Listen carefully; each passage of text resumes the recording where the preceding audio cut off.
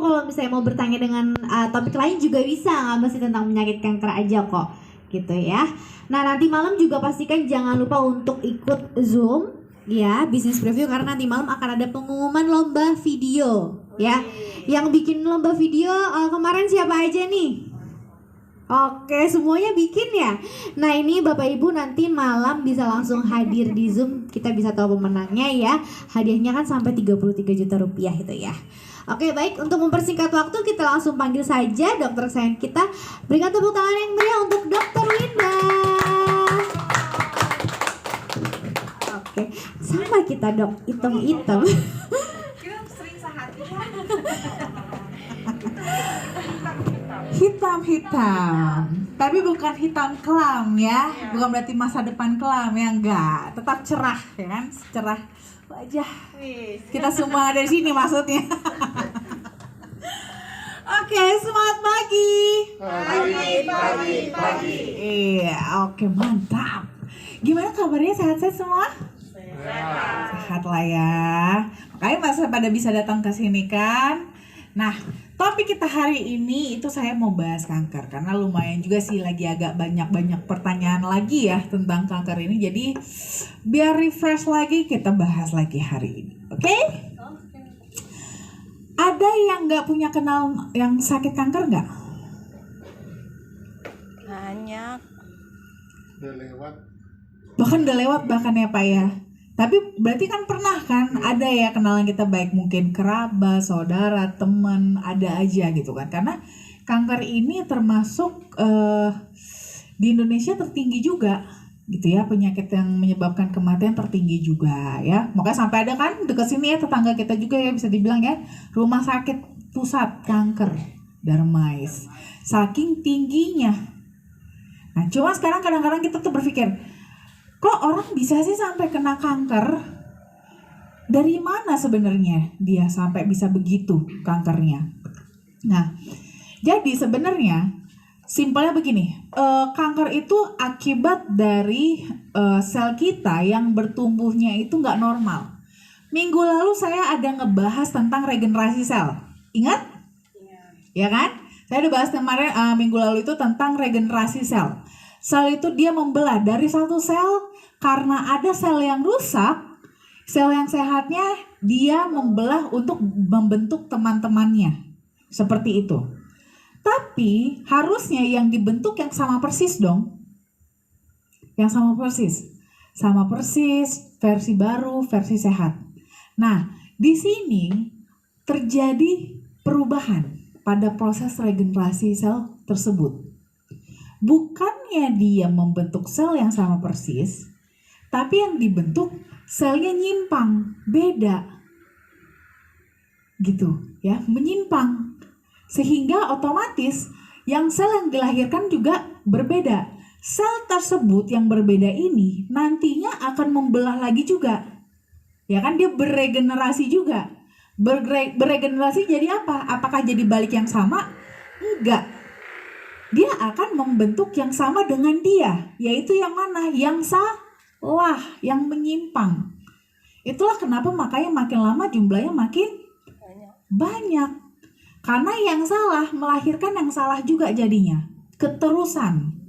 Gitu ya, sehingga itulah nanti yang disebutkan karena pertumbuhan selnya nggak normal. Dan biasanya kalau udah salah begini, dia pertumbuhan itu cepat justru. Yang sehat kita makin bertambah usia malah makin lambat ya bertumbuhnya ya. Giliran yang nyimpang aja, kalau yang nyimpang kan biasanya cepet ya, suka gitu kan. Nah gitu, sama juga pada sel tubuh kita juga ya, sehingga akhirnya lama-lama makin banyak, itulah nanti menunjukkan abnormalitas di sana gitu ya, kelainan-kelainan. Kenapa bisa seperti itu? Banyak pada dasarnya faktornya. Ya, bisa karena riwayat keluarga. Riwayat keluarga gimana? Kalau kita punya orang tua kena gitu ya, pokoknya kena, orang tua kita kena kanker, kita punya potensi. Kenapa? Kita men-sharing DNA yang sama. Seenggaknya kita turun ke kita 50%-nya. Karena kan kita kan hasil dari 50% ayah, 50% ibu kan. Nah, salah satu kena, Berarti kita kena 50% juga, dapat nih 50%. Kalau kebetulan ternyata dua-dua kena, kita 100% akan kena. Gitu. Ya. Riwayat keluarga. Nah, terus juga kenapa tadi ya DNA-nya sudah punya bakat. Terus habis itu faktor usia. Usia hubungannya dengan apa? Dengan U. Karena tadi hubungannya dengan imunitas. Ya, imunitas. Karena seiring kita bertambah usia, imun kita semakin rendah. Jadi gampang terjadi kerusakan-kerusakan itu. Kelainan-kelainan yang menyimpang itu mudah terjadi di sana. Terus juga sebenarnya yang paling membuat justru adalah sebenarnya ini, kebiasaan dan pola hidup yang jelek. Ya. Terus juga bisa juga karena faktor kondisi kesehatan dan juga lingkungan hidup. Intinya sebenarnya dari semua ini adalah riwayat keluarga seperti tadi saya katakan, kita punya faktor kalau secara DNA. Tapi selalu saya katakan apa? Yang namanya genetik, penyakit-penyakit genetik akan muncul hanya kalau apa? Ada triggernya dari luar, dipicu dari luar, yaitu apa? Ini tadi, ya, gaya hidup. Gaya hidup apanya sebenarnya? Yang paling tepat adalah sebenarnya adalah situ, ada yang tahu? Bukan. Apa dari pola hidup itu yang bikin jadi bisa menyimpang sel kita? Ada yang tahu nggak? Sebenarnya saya, ya? Apa yang ada di makanan? Itu radikal Yes, bebas. radikal bebas. Teman-teman pernah dengar ini nggak, kalau umpamanya kita terjadi pembelahan sel tadi ya, regenerasi sel itu melibatkan yang namanya DNA. Pernah dengar? Pada saat dia membentuk sel baru, dia tuh mengcopy juga DNA-nya. Ya, mengcopy DNA-nya supaya sel yang terbentuk itu jadi sama persis. Namanya juga di-copy, di-fotokopi gitu ya. Tapi akibat dari radikal bebas, pada proses pengkopian itu ada yang ketutup DNA-nya sehingga nggak terbaca jadinya. Dia bisa menghalangi pengkopian DNA sehingga hasil kopiannya bisa berbeda. Itu akhirnya malah dia membentuk sel yang berbeda. Itulah jadi berkembang. Makanya kenapa selalu saya katakan kan, paling penting apa sih kita kalau umpamanya yang kita paling perlu konsumsi apa? Antioksidan. Itu basic banget. Bukan asam amino, bukan vitamin, bukan apa? Antioksidan. Prinsipnya adalah antioksidan. Karena dia sangat basic banget untuk kelangsungan hidup kita, ya. Nah, baru nanti kalau dia sudah semakin besar, jumlahnya makin banyak ya, makin menguasai dari suatu organ. Contohnya seperti yang saya bilang kemarin. Di satu jaringan ini, jaringan aja, umpamanya saluran pencernaan kita deh. Di situ ada berapa? Ada 1 juta sel. Nah, 1 juta sel. Dari 1 sel yang terjadi penyimpangan tadi, si 1 sel beranak. Banyak. 1 jadi 2, 2 jadi 4, 4 jadi udah kayak binary ya. Ya kan? Berkembang. Begitu dia sudah mulai lebih banyak, seenggaknya umpamanya sudah bisa mencapai mungkin 10%-nya ya, bahkan mungkin 5%. Ya, bisa 50.000 atau 100.000 mencapai jumlah selnya dari 1 juta tadi, dia sudah mulai mengganggu. Nah, mengganggu, kenapa dia mengganggu? Karena dia sudah mulai agak lebih banyak, dia sudah mulai merusak si sehat-sehat yang lain. Karena dengan dia merusak sel yang sehat yang lain, dia jadi otomatis bisa lebih berkembang lagi. Karena kan prinsipnya gitu. Karena ada yang rusak lah, makanya dirangsang untuk pembentukan yang baru. Kalau nggak ada yang rusak, nggak bentuk yang baru. Makanya dia merusak. Supaya apa? Dia juga jadi terangsang untuk membentuk yang baru. Tapi yang dibentuk yang salah. Gitu.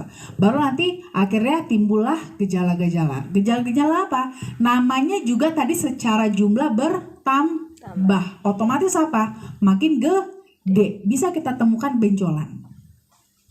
Kalau yang letaknya superficial, ya, yang di permukaan, itu kita bisa raba-raba, ada benjolan nih. Ada benjolan nih. Gitu ya, ada benjolan. Terus juga biasanya juga mulai berubah ke kulit. gitu ya, di kulitnya sudah mulai berubah. Terutama kalau yang sifatnya ganas. Ada yang sifatnya jinak, ada yang sifatnya ganas. Contoh, ada nggak yang pernah ngeliat mungkin atau bahkan mungkin punya kayak benjolan di bawah kulit? Kayak benjolan doang, dia benjol doang, tapi nggak tambah besar. Terus kulit kita sama aja, warnanya nggak berubah warna. Itu jinak.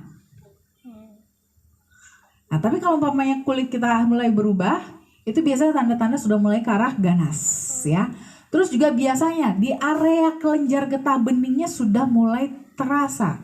Bisa macam-macam. Bisa mulai ada pembengkakan, sudah mulai kemerahan, atau sudah mulai terasa panas.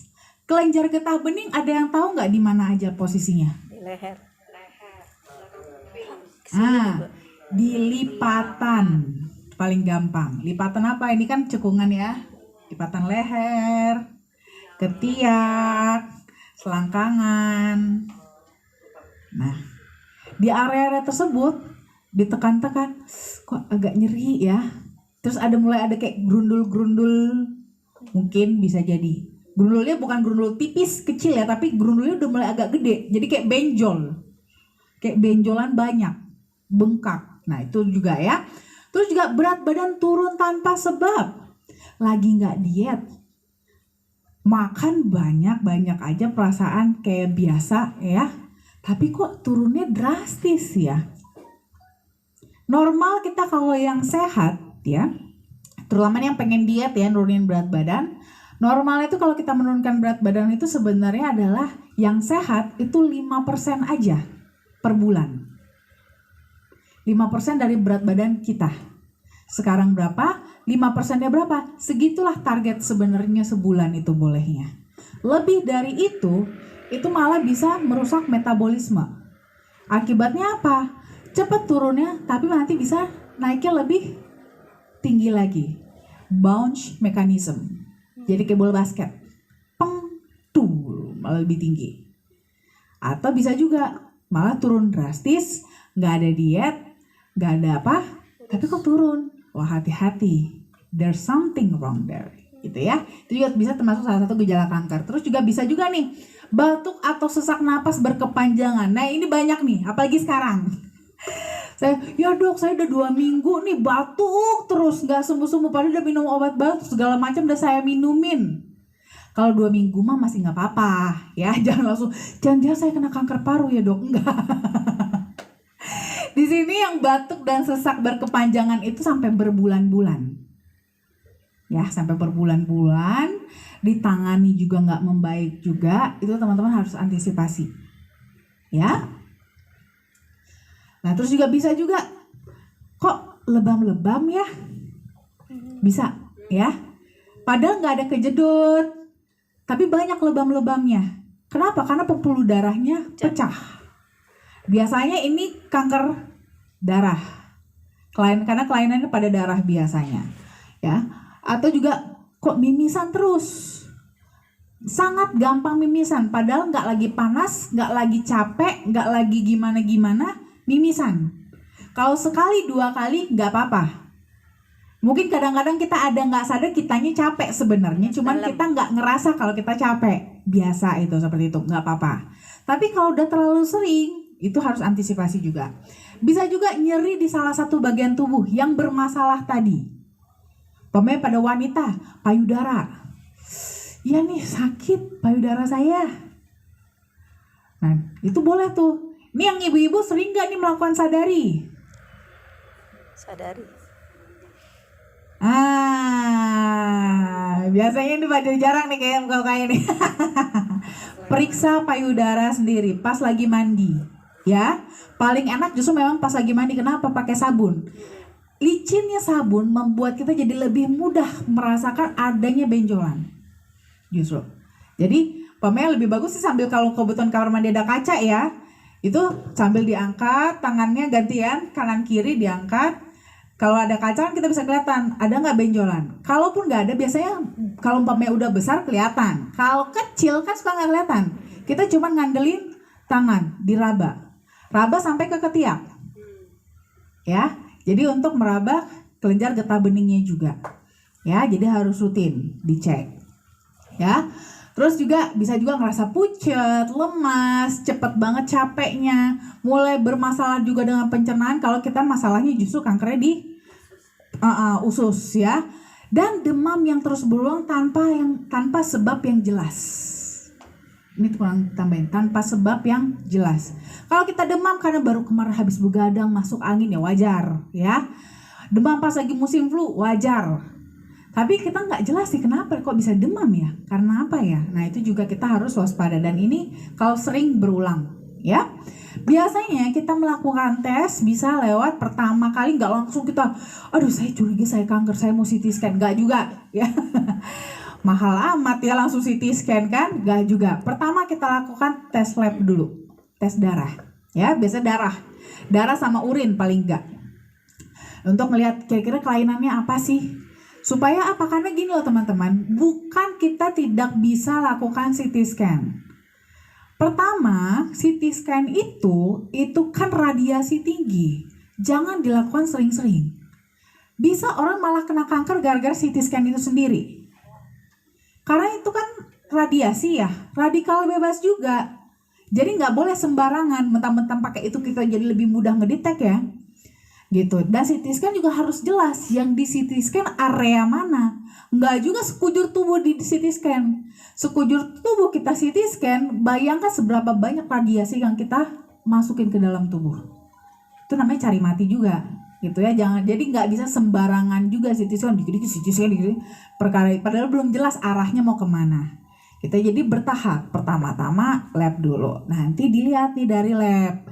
Darahnya gimana, ada nggak biasanya, itu bisa kelihatan. Ya, ada namanya teman-teman kalau yang biasanya tes darah, mungkin pernah lihat di formulir, ada namanya CA125. Nah, itu salah satu marker untuk mendetek adanya sel kanker, walaupun kita masih belum tahu di mana posisinya. Gitu. Biasa kalau dia positif itu kita waspada. Wah ini berarti ada tumor nih di suatu tempat. Baru nanti biasanya di tracking. Gejalanya apa aja. Nyerinya di area mana. Jadi apa fokus. Gitu ya. Gak bisa nih kita menyisir. Teman-teman nyuruh dokter untuk menyisir dari ujung rambut sampai ujung kaki. Gak bisa. Ya. Dokternya gak jago nih, gak tahu saya kanker apa. Ya kalau gak dikasih tahu ya. Kalau kita tidak menjelaskan, tidak memberikan keterangan dengan lengkap, ya gimana mau tahu juga dokternya, gitu ya. Terus nanti baru habis itu tahap selanjutnya baru kita tes lah. Nanti dokter akan X-ray-nya, melakukan X-ray. Biasanya nanti ini akan tergantung lokasi. Contoh, tadi keluhannya lebih kepada batuk-batuk dan sesaknya, yang berulang-ulang nggak selesai-selesai, batuk-batuk terus. Sampai mungkin bisa sampai batuk berdarah mungkin. Sudah beberapa kali sampai batuk berdarah. Badan juga makin kurus. Ya kan? Tes lab. Tes lab itu biasanya kalau kayak gitu gejalanya, suspeknya ada dua. Antara yang pertama dia mungkin kena infeksi TBC, atau yang kedua memang arahnya ke kanker paru. Nah makanya biasanya dites lab dulu nih, darah.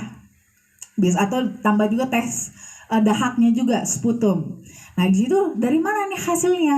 Oh ternyata kalau dari leukositnya itu dia tinggi. Oh berarti ini kemungkinan arahnya justru malah ke TBC. Tapi yang lain-lain umpamanya nih, kalau umpamanya leukositnya enggak gitu tinggi, masih cukup normal, yang lain cukup normal, cuman ternyata CA125-nya positif. Jangan-jangan arahnya ke kanker nih. Coba kita pastikan dengan ronsen terlebih dahulu, barulah nanti di ronsen. Foto ronsen, dari hasilnya nanti gambarannya itu akan berbeda, gambaran pada sel kanker dengan yang TBC. Dari foto ronsen aja. Seenggaknya bertahap mulai dari X-ray dulu. Kalau X-ray itu kan dia radiasinya masih lebih kecil ya, jadi masih nggak apa-apa gitu. Lakukan X-ray dulu. Wah bener nih kayaknya. Ini gambarannya memang arahnya lebih ke kanker. Nah, barulah tahap selanjutnya kita menentukan ini stadium berapa kira-kira? Karena stadiumnya kalau kita udah tahu, baru kita bisa menentukan dia kita terapinya apa. Nah, biasanya barulah tahap selanjutnya kita lakukan CT scan atau MRI, gitu ya.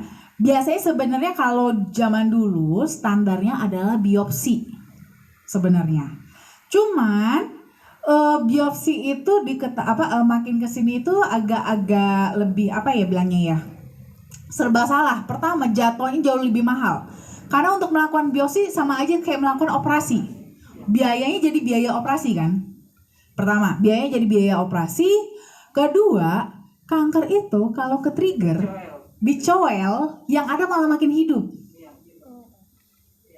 Sedangkan biopsi itu kan dicoel kan? Nah, malah jadi makin Menyebar. mengganaskan dia jadinya. Malah merangsang dia malah makin berkembang. Malah jadi makin parah. Makanya nggak rekomen. Apalagi kalau seandainya kita kecenderungannya udah kayaknya ini emang udah ganas, udah sekalian aja operasi. Angkat semuanya aja langsung yang di PA-kan, di patologi anatomi.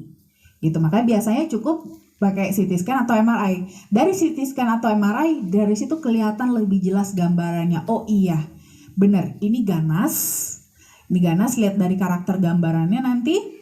Dan ini dari luasnya besarnya udah bisa tuh dilihat dia stadiumnya berapa. 1 kah, 2 kah, 3 kah, 3-nya 3A atau B kah, atau bahkan sudah 4 jangan-jangan. Gitu ya.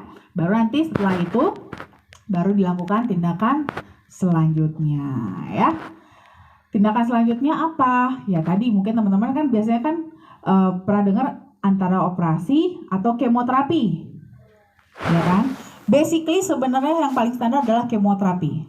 Tapi ada beberapa yang masih bisa kita lakukan operasi, tapi cuma sampai maksimum stadium 2. Kalau sudah stadium 3 udah nggak bisa dioperasi. Kenapa? Udah terlalu besar. Gitu, terlalu gede. Harus di kemo dulu, tujuannya apa? Ngecilin. Setelah dia lebih kecil, baru dia bisa dioperasi, gitu ya. Jadi nggak semua operasi. Memang sebenarnya paling utamanya justru kepada kemoterapi atau radioterapi, ya. Gak enak ya. Jadi kalau gitu kan yang paling penting adalah jangan sampai kena. Sebisa mungkin jangan sampai kena. Karena nggak ada enaknya sama sekali sih. Belum lagi ibaratnya kita akuin deh. Mungkin teman-teman berpengalaman ya, punya kenalan yang kena kanker. Adakah yang teman-teman lihat bahagia? Aku kena kanker loh. Ya ampun, iya aku udah stadium 3A, kamu stadium berapa? Gak ada kan yang kayak gitu. Gak ada, selalu sedih, auranya pasti gak enak. Padahal aura mereka yang seperti itu, kesedihan yang mereka yang seperti itu justru malah yang akan semakin bukan cuma membautan, tapi daunnya mereka itu justrulah yang akan semakin memberi makan bagi sel kankernya.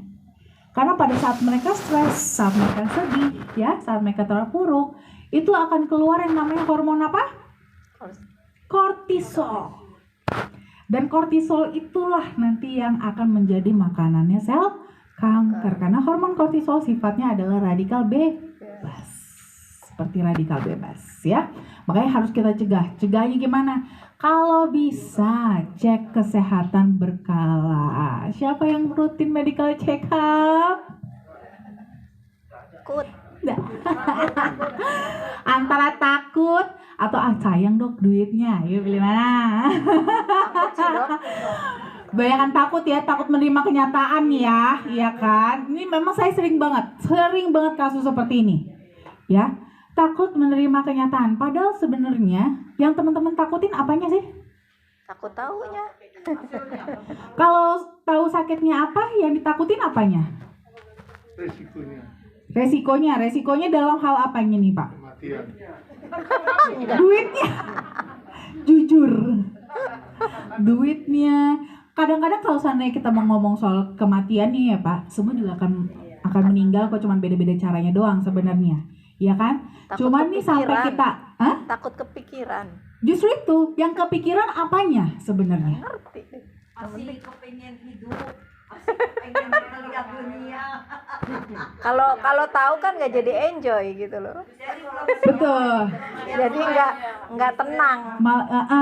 Iya kan? Tapi itu dia sebenarnya apanya sih yang bikin stres?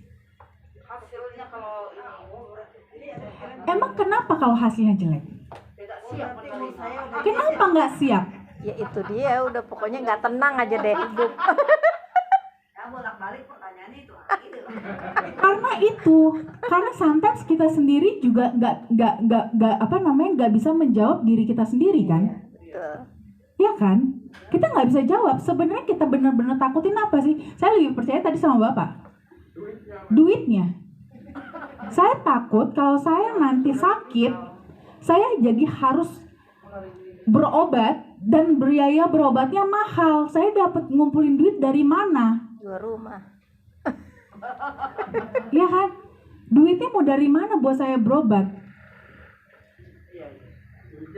Kalau ada rumahnya mau Nah, jual. udahlah habis, tetap juga meninggal juga. Iya kan? Gak ikhlas untuk ngeluarin duitnya. Ya kan? Langsung ya iklannya. Itu dia. Sebenarnya dulu zaman saya sekolah, justru sebenarnya itu intinya. Duit. Kalau soal masalah meninggal, orang banyak jalannya. Ya kan? Banyak yang meninggal kecelakaan. Duh, kalau saya boleh milih, mendingan saya meninggalnya karena ini deh, serangan jantung langsung mati aja gitu. Belum tentu. Yang ada Ya kalau masuk boleh rumah milih. sakit. Iya. Seenggaknya kan gak buang-buang duit, Bu. Iya nggak? Yang sengsara apa? Kalau kita udah menderita, tapi nggak langsung mati pula gitu ibaratnya kan? Habis Habisin harta. dulu duitnya, habisnya akhirnya tetap juga mati juga gitu. Daripada harus habisin duitnya, kenapa gue nggak langsung mati aja? Kan seenggaknya duitku bisa buat anak gue nanti, buat diwarisin, ya kan? Gitu loh. Itu saya dulu zaman ini serumah sakit kayak gitu sebenarnya. Indien adalah soal biaya lagi sebenarnya. Makanya kenapa akhirnya bahkan sampai mundur ke belakang, ngecek pun nggak mau. Daripada tahu kalau ternyata saya sakit dan saya harus mengobati ini, dan untuk mengobati ini saya harus keluar lebih banyak lagi, dan itu pun masih belum tentu sembuh. Makanya kenapa pentingnya kita, kalau memang kita segitu takutnya untuk mengeluarkan uang untuk nanti sakit, artinya apa? Dari sekarang cek. Jangan sampai sakit. Harus cegah ya, cegah. Kalau bisa sih memang itu dia. Kalau bisa kita cek berkala ya, kalau bisa. Terus mulailah kita lebih kepada sifat-sifat pencegahan. Selalu saya katakan apa? Intinya itu apa tadi? Radikal bebas. Minimalisir kita terpapar dengan radikal bebas. Radikal bebas bisa dari mana aja, dari luar dan dari dalam. Yang dari dalam apa? Metabolisme. Semua kegiatan sel kita itu akan menghasilkan sampah, yaitu radikal bebas. Bukan berarti kita jangan sampai tubuh saya bermetabolisme ya, bukan. Tapi manfaatkan metabolismenya itu pada tempat-tempat yang memang benar-benar menghasilkan. Contohnya apa? Yaitu buat bekerja, buat beraktivitas fisik. Jangan buat sakit. Karena pada saat kita sakit, meradang, sel-sel kita meradang, dia kan juga jadi malah menghasilkan radikal bebas juga. Tapi kan jadi nggak menguntungkan ya. Udah dia sakit, udah dia susah, ngasilin sampah malah lebih banyak. Malah makin merusak yang sehat yang lain. gitu, nggak menguntungkan. Jadi itu kenapa kita penting untuk menjaga kesehatan, mulai dari jaga berat badan, olahraga ya, minimal kalaupun nggak olahraga gerakin deh, banyakin ya, jangan ngendon aja ya, mulai lebih diet makannya, lebih diseimbangkan. Banyak yang kebanyakan makan nasi doang ya kan, yang penting banyak nasinya dibanyakin, lauknya sutil nggak apa-apa, nggak gitu juga ya. Balance ya, balance porsinya antara nasi, lauk, sayur. Jangan lupa ya, selalu apa yang saya pernah bilang, kebutuhan sayur kita, serat kita setiap hari untuk sayur dan buah berapa banyak? Ada yang ingat nggak? Bukan, kebutuhan sehari berapa? 200 gram. 3 kali 3 kali. telapak tangan. Porsi piring setelapak tangan itu dikali 3, itulah kebutuhan buat sehari. Entah 2 porsi sayur, 1 porsi buah, atau 2 porsi buah, 1 porsi sayur. Jangan nanti bilang udah makan sayur kok dok, berapa selembar doang, itu bilangnya udah makan sayur. Enggak ya, ini kok selapak tangan sayurnya digedein tapi cuma selembar, enggak gitu juga. Ngakalin aja ya kan. Istirahat yang cukup ya, istirahat. Kenapa perlu istirahat? Sama juga pada saat kita beristirahat, kebutuhan energi kita rendah. Otomatis apa? Sel-sel kita nggak perlu bekerja lebih keras untuk memproduksi energi, tidak perlu bermetabolisme yang banyak untuk memproduksi energi. Akhirnya apa? Sampah yang dihasilkan pun jadi sedikit.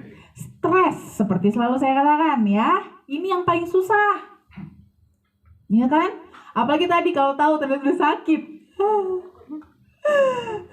Stres kepikiran. Makin gak bisa tidur, makin lah menjadi penyakitnya. Ya, memang ini agak-agak kontradiktif ya antara nomor 1 dan nomor 5. Ini stres gara-gara nomor 1 justru. Sama coba berhenti merokok ya. Seperti tadi yang saya katakan, kurangi paparan terhadap radikal bebas ya.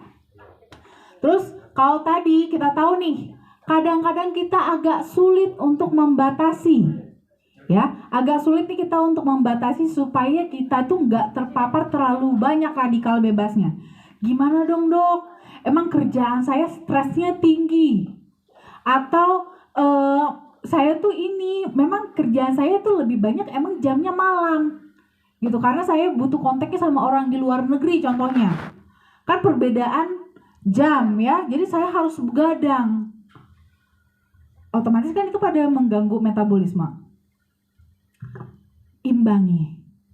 Kita udah tahu kita banyak masuk radikal bebas, berarti kita harus kasih penangkalnya juga yang sama banyaknya ya, yaitu apa?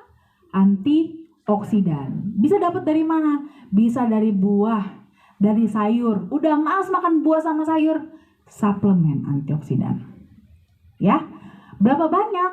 Ya tergantung teman-teman seberapa banyak radikal bebasnya. Semakin banyak radikal bebas teman-teman, ya berarti harus semakin banyak antioksidan yang dikonsumsi ya. Nah, ini tadi yang mempengaruhi ya nanti untuk terapinya ya, stadium-stadium. Kalau stadium 1 nih, biasanya kenapa di Indonesia jarang banget ketemu stadium 1? Yaitu gara-gara orang Indonesia takut cek kesehatan berkala, ya kan? Takut keluar duit sama takut menghadapi kenyataan, ya kan? Nah, makanya jadi jarang nih ketemu di sini. Padahal kalau kita masih ketemunya kita tuh stadium 1, penanganannya jauh lebih mudah. Dan akhirnya pengobatannya pun jadi jauh lebih murah sebenarnya ya. Kalau 1 itu tuh dia masih kecil banget dan masih lokal aja, masih kecil dan lokal aja. Kalau yang stadium 2 dia masih di lokasi yang sama tapi sudah lebih besar. Biasanya ukurannya itu sudah lebih dari 5 cm. Kalau stadium 1 tuh masih kurang dari 5 cm, kalau stadium 2 itu biasanya udah di atas 5 cm, udah lebih besar. Kalau stadium 3, ini dia sudah mulai kena sampai ke kelenjar getah bening. Makanya kenapa saya bilang harus cek juga area lipatannya. Ya. area lipatan gitu. In case kalau itu sudah mulai teraba juga, kemungkinan besar dia sudah stadium 3. Kalau sudah stadium 3 tidak bisa dioperasi lagi. Ya, harus kemoterapi. Ya. Baru nanti stadium 4. Kalau stadium 4 dia sudah metastase jauh. Jadi contohnya nih, dia awalnya kankernya payudara. Tapi dia sudah jauh. Jadi nggak cuma punya kanker payudara, tapi dia sudah punya kanker otak juga. Kan otak sama payudara nggak deketan ya jaraknya ya. Ya, jadi dia udah loncatnya udah jauh. Gitu. Dan ini juga kadang-kadang suka juga teman-teman ketahuannya seperti itu. Ketemunya justru malah di tempat yang penyebarnya. Gitu. Yang menyebarnya ketahuan, akhirnya ditelusuri tahu pusatnya sebenarnya di mana. Itu bisa juga ya. Nah, ini tadi beberapa yang saya katakan pengobatan kanker. Umumnya itu kemo, operasi sama radioterapi. Tapi kan sekarang kan sudah makin berkembang ya. Ada transplantasi sumsum tulang kalau seandainya dia kankernya pada kelainan darah ya. Atau bisa juga imunoterapi, terapi hormon, targeted drug terapi juga bisa, atau terapi paliatif. Nah, sebenarnya sih kalau terapi paliatif ini bukan atau ya, lebih tepatnya semua terapi ini dibanding dengan terapi paliatif. Terapi paliatif ada yang tahu nggak apa? Terapi paliatif itu adalah terapi supporting yang perannya adalah untuk meringankan efek dari terapi utamanya. Terapi pendamping ya jadinya ya. Jadi biasanya kan contohnya orang yang kemoterapi itu tahu ya gejalanya apa aja kan efeknya? Mual, muntah, rambut rontok, kulitnya hangus, segala macam. Ya kan? Nah, terapi paliatif itu dia sifatnya adalah untuk pendamping dari kemoterapi supaya gejala-gejalanya bisa lebih ringan. Jadi tidak terlalu mual, jadi tidak terlalu rontok rambutnya, kulitnya juga jadi tidak terlalu terbakar, gitu. Jadi untuk meringankan efek-efek samping dari si terapi-terapi utama, ya. Ini dia salah satunya yang bisa menjadi solusi kita, yaitu cocoa flavanol. Ini salah satu alternatif untuk terapi paliatif. Ya, jadi terapi paliatif bukan terapi kankernya. Terapi kankernya tetap adalah kemoterapi, radioterapi, operasi. Nah, flavanol ini bisa menjadi salah satu terapi paliatif, ya. Kalau kita ngomongin flavanol, balik lagi tadi kita ngomongin soal antioksidan karena dia bagian dari polifenol ya. Jadi dia punya manfaat antioksidan di mana perannya adalah tadi untuk menangkal radikal bebas, untuk memproteksi ya. Jadi kalau antioksidan selalu apa saya bilang tugasnya? Protecting dan balancing ya, balancing and protecting. Ya di sini terutama dia perannya adalah protecting-nya. Jadi dia untuk melindungi sel-sel kita yang masih sehat supaya tidak rusak. Tidak rusak oleh siapa? Baik tidak rusak oleh si sel kankernya sendiri atau tidak rusak karena terapinya, yaitu kemoterapi tadi. Gitu. Kenapa teman-teman yang menderita kanker dan diterapi dengan kemoterapi jadi mual, muntah, rambutnya rontok dan segala macam? Kenapa? Itu kan sebenarnya kan tadinya orang sebelum, mungkin teman-teman sering ya, makanya kenapa kan image-nya kemoterapi kan jelek ya. Dari awalnya dia kayaknya sehat-sehat aja, habis kemo malah jadi sakit, ya kan? Awalnya dulu pas sebelum kemo nggak ada, dia mual muntah. Pokoknya dia kankernya kanker payudara kok. Jadi dia nggak ada ngalamin gejala mual muntah. Tapi karena dia di terapi kemoterapi malah jadi mual muntah. Berarti apa? Awalnya kan sel pencernaan dia sehat. Ya kan? Sel pencernaan dia sehat, tapi karena kemoterapi jadi ikutan rusak. Disinilah perannya flavanol sebagai antioksidan. Jadi memproteksi sel-sel yang sehat supaya nggak ikut rusak akibat dari si kemoterapinya. Tapi tidak hanya itu aja ya. Jadi ternyata kandungan flavanol yang tinggi pada kokoa pun itu terbukti secara klinis juga punya manfaat juga untuk sirkulasi darah kita. Jadi kalau kita konsumsi dalam jangka pendek itu bisa membuat kita punya pembuluh darah itu jadi lebih lebar, lebih terbuka. Jadi aliran darah kita pun lebih lancar ya. Jadi ini juga bonus buat yang sehat ya, yang tidak kanker. Supaya apa? Aliran darah tetap lancar. Cuman memang kandungan flavanol pada coklat, pada kokoa itu kan tinggi. Cuman kan yang kita konsumsi bukan bijinya, bukan dalam bentuk buah aslinya, ya kan? Ada pengolahan di sana dan seringnya justru proses pengolahan tersebutlah yang malah merusak antioksidan di dalam kokoa itu sendiri, ya, merusak flavanolnya, sehingga kita membutuhkan suatu metode khusus supaya jangan nih pada saat kita konsumsi bubuk kokoanya itu kandungan flavanolnya tetap tinggi ya. Di sini sudah sering dilakukan ya, ada beberapa juga penelitian-penelitian ternyata bisa kokoa itu dilakukan untuk terapi pada kanker juga, terapi paliatif untuk kanker ya, dimana ternyata kandungan kakao dan komponen fenolik utama pada kakao tersebut itu mengandung yang namanya kandungan antioksidan dan antiinflamasi yang bisa menghambat, mencegah dan juga memperlambat perkembangan dari berbagai jenis sel kanker. Jadi ini sebenarnya bahkan bukan buat teman-teman yang sudah divonis kanker aja, tapi buat kita yang bahkan belum. Karena apa? Dia bisa menghambat inisiasinya. Seperti tadi saya katakan, apa tadi yang gimana tadi bermulanya sel kanker? Karena ada regenerasi sel yang menyimpang akibat dari apa? Radikal bebas. Nah, penyimpangan awal itu yang pertama kali harus kita cegah, jangan sampai terjadi. Bukan nanti udah gede terus kita kerepotan. Enggak, dari awal kita cegah jangan sampai dia terjadi penyimpangan ya. Terus juga dia juga bisa kan, karena dia ada efek antiinflamasinya, dia bisa mengurangi peradangan dan juga bisa dengan mengurangi peradangan otomatis tadi ya mengurangi produksi radikal bebas lagi juga. Ya, jadi supaya jangan makin banyak dan juga bisa memodulasi respon imun kita. Jadi di sini sebenarnya teman-teman, kenapa kita ada sebenarnya ya, kita terpapar radikal bebas banyak ya. Ya kan? Harusnya kita dari kemarin-kemarin udah kena kanker. Ya enggak? Logikanya. Tapi kita punya yang namanya sistem imun.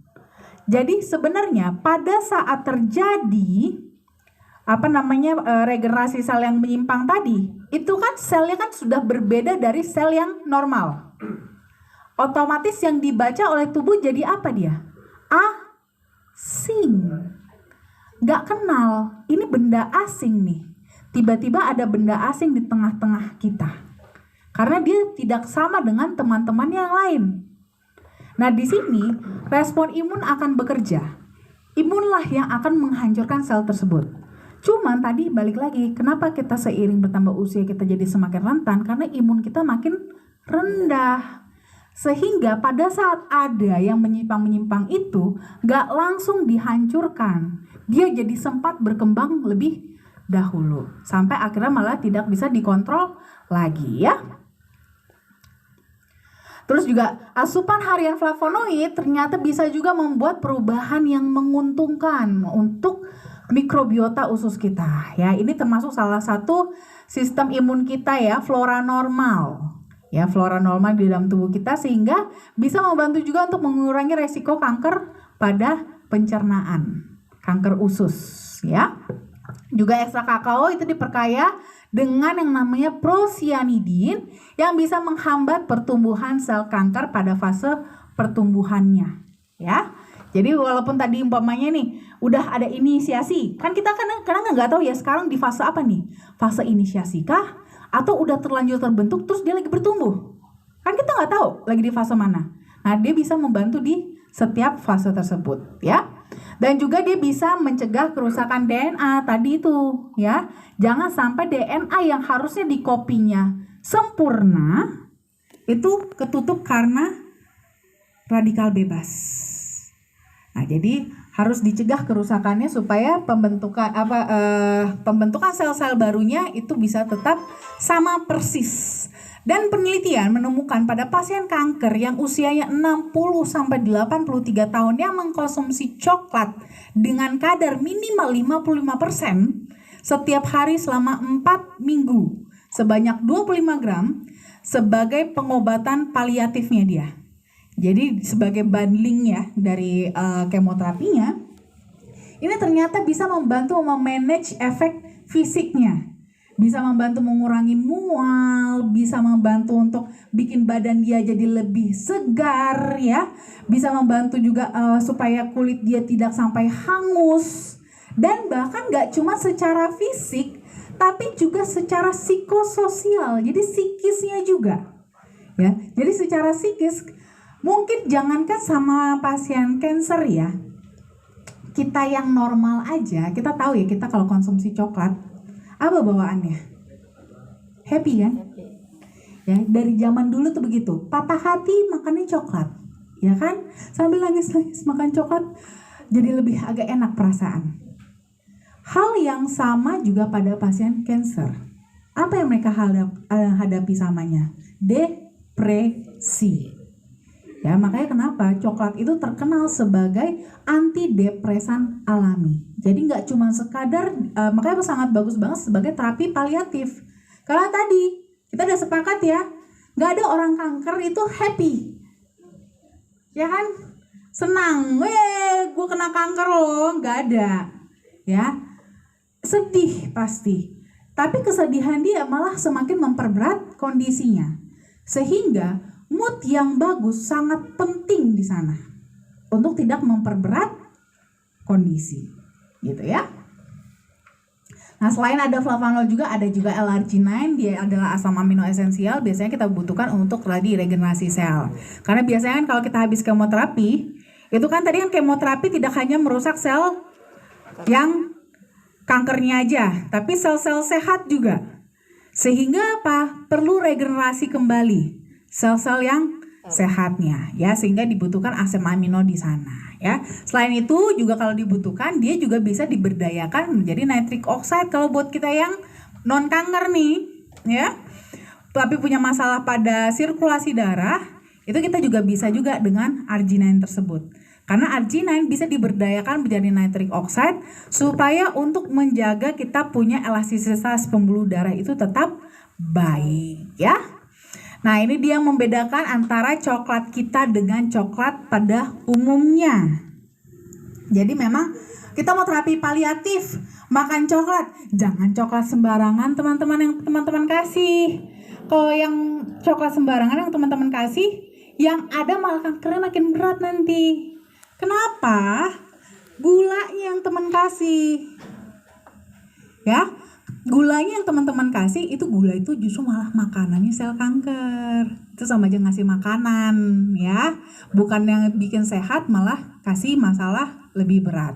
Nah, ini di sini memang membedakan adalah coklat kita.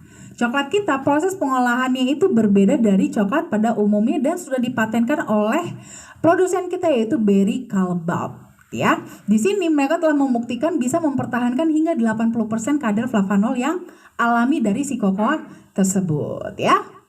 Terus juga tentunya sudah ada banyak banget studi klinis, salah satunya untuk kanker prostat. Bapak-bapak nih ya. Jadi dari hasil studi klinis ternyata ekstraksi cocoa itu juga bisa bermanfaat untuk terapi masalah pembesaran prostat. Termasuk juga bisa membantu juga untuk mencegah kanker prostat pada pria ya. Lalu juga kita sudah dapat scientific opinion juga dari EFSA atau European Food Safety Authority. Ini kita sudah bisa klaim ya, manfaat produk kita terutama adalah untuk sirkulasi darah, bisa membantu melancarkan aliran darah ya. Untuk konsumsinya pada dasarnya untuk mendapatkan manfaatnya adalah yang penting dikonsumsi dulu. Ya, banyaknya berapa sesuaikan dengan kebutuhan masing-masing. Gak ada